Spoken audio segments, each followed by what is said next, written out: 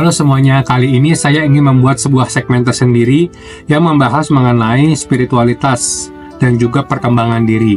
Dan kali ini saya kebetulan akan bicara mengenai mantra.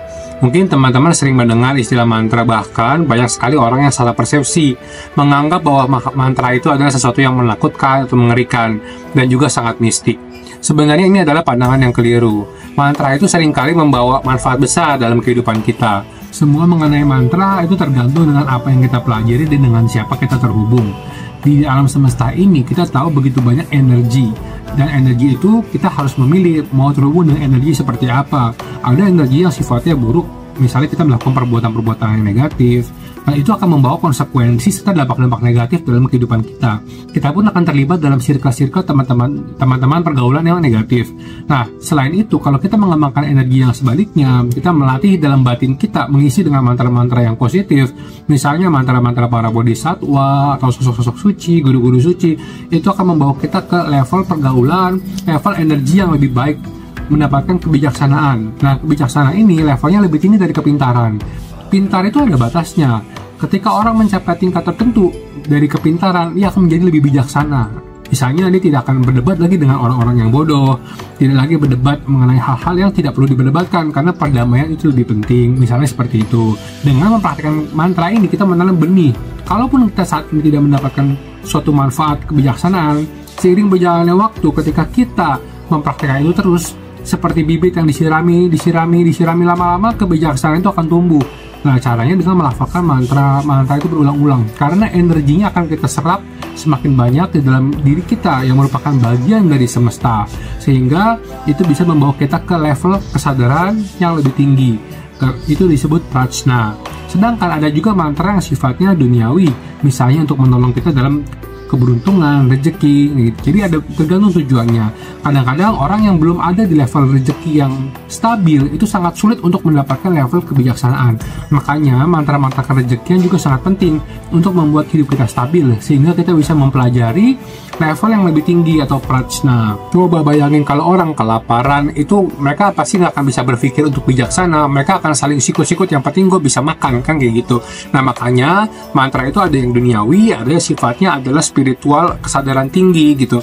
Dua-duanya itu penting, karena kalau kita tidak bisa memenuhi kebutuhan diri sendiri, kita nggak bisa memenuhi kebutuhan batin kita juga. Nah, makanya di dalam amulet pun ada mantra-mantra. Biasanya kan kalau teman-teman mahar amulet, kita kasih kata atau mantra.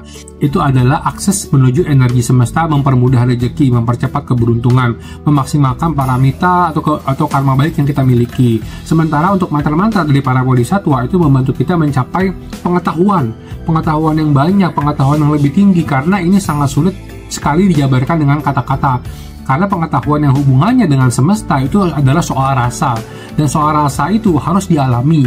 Jadi level kita tuh kebijaksanaan ada level-levelnya, level yang rendah, naik level, kayak kita sekolah aja. Jadi kita sudah harus merasakan satu persatu, baru kita bisa memahami.